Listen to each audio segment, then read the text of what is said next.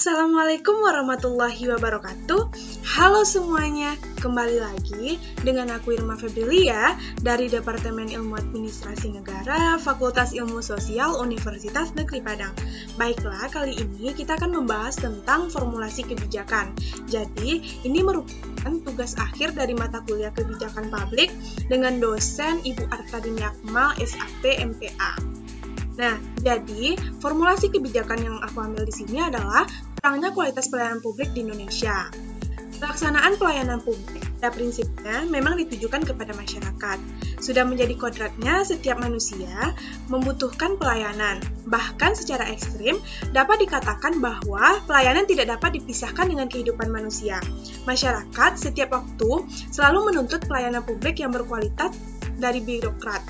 Namun kenyataannya, tuntutan tersebut seiring tidak sesuai dengan harapan karena secara empiris, pelayanan publik yang terjadi selama ini masih mencirikan hal-hal seperti berbelit-belit, lamban, mahal, melelahkan, dan tidak adanya kepastian. Sangat disayangkan kualitas pelayanan publik di Indonesia saat ini masih tergolong buruk dan perlu adanya perbaikan. Ini terlihat dari masih banyaknya keluhan dan pengaduan dari masyarakat baik secara langsung maupun melalui media massa. Seperti keluhan yang banyak diadukan kepada Ombudsman RI tahun 2021 yaitu yang pertama penundaan berlarut, yang kedua penyimpangan prosedur, yang ketiga tindak pemberian pelayanan yang tidak kompeten, dan yang keempat tidak patut dan berpihak.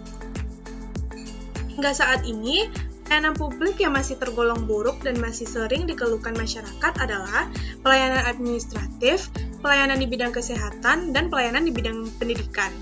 Di bidang administratif ini seperti pelayanan pada Dinas Kependudukan dan Pencatatan Sipil yang mana kurang optimal.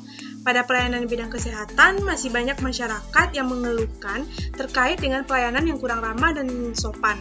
Sedangkan, permasalahan pelayanan di bidang pendidikan, adanya diskriminasi fasilitas sekolah dan sistem pendidikan yang belum maju.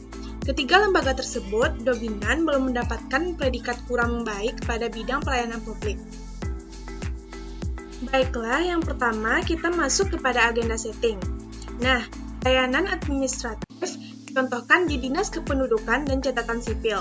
Dalam program pembuatan EKTP yang dalam pelayanannya masih dinilai buruk, anggota Ombudsman membeberkan masalah pelayanan pada EKTP elektronik itu yang pertama, sarana dan prasarananya, yang kedua, ketersediaan dan kualitas belangko EKTP tersebut, yang ketiga, sarana antrian, yang keempat, listrik yang suka padam, yang kelima, jaringan internet yang tidak stabil, dan yang keenam, adanya pungutan liar atau pencaloan.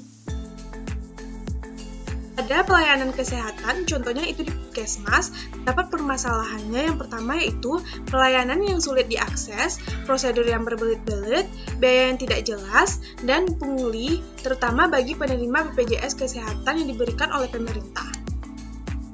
Nah, yang selanjutnya yaitu pelayanan di bidang pendidikan, di mana terdapat permasalahan-permasalahan seperti fasilitas yang buruk dan tidak layak, dan yang kedua yaitu sistem pendidikan yang belum maju. Yang selanjutnya yaitu alternatif kebijakan. Pemerintah perlu memperbaiki ulang pelayanan publik agar menjadi lebih baik dengan cara mendapatkan umpan balik dari masyarakat. Nah, umpan balik di sini maksudnya adalah jika pemerintah tersebut sudah memberikan pelayanan yang sesuai dengan yang diinginkan oleh masyarakat, maka di sini masyarakat akan percaya kepada pemerintah.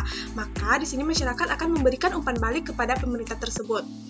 Selanjutnya dengan cara evaluasi serta mewujudkan pelayanan yang prima, contohnya dengan pelayanan satu pintu dan dengan pelayanan yang berbasis aplikasi atau smart city. Yang selanjutnya yaitu adopsi atau legitimasi kebijakan. Pada pelayanan administratif, masih banyaknya masyarakat yang mengeluh dengan pelayanan administratif yang lambat dan berbelit-belit.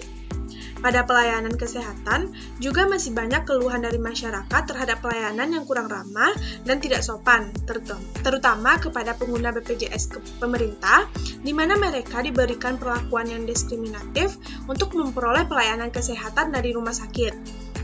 untuk pelayanan di bidang pendidikan dinilai juga masih buruk, di mana masih banyaknya sekolah-sekolah dengan fasilitas dan bangunannya yang tidak layak pakai, serta kualitas pendidikannya yang masih belum maju. Untuk itu, perlu adanya evaluasi terhadap penyedia layanan agar dapat memperbaiki setiap permasalahan yang dikeluhkan masyarakat, serta perlu adanya kesadaran terhadap sikap arogan penyedia layanan tersebut. Mereka harus sadar bahwa mereka adalah pelayan masyarakat, bukan dilayani oleh masyarakat. Yang selanjutnya itu implementasi kebijakan. Masih banyaknya kantor-kantor pelayanan publik di Indonesia yang masih belum optimal, maka pelayanan berbasis digital dapat dijadikan solusi untuk mengoptimalkan pelayanan tersebut. Dengan adanya pelayanan berbasis digital ini, maka masyarakat akan jauh lebih mudah untuk mendapatkan pelayanan dan dinilai lebih efektif dan juga efisien. Dalam bidang kesehatan, bagi penyedia layanan yang kurang ramah dan tidak sopan, diberi sanksi yang tegas agar sadar dalam bidang pendidikan perlunya peningkatan kualitas pendidikan agar sistem pendidikannya lebih maju untuk generasi yang berkualitas.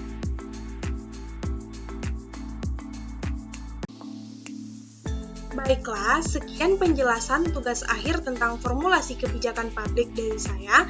Terima kasih atas segala perhatiannya dan mohon maaf atas segala kekurangan dari video ini. Sampai jumpa. Assalamualaikum warahmatullahi wabarakatuh.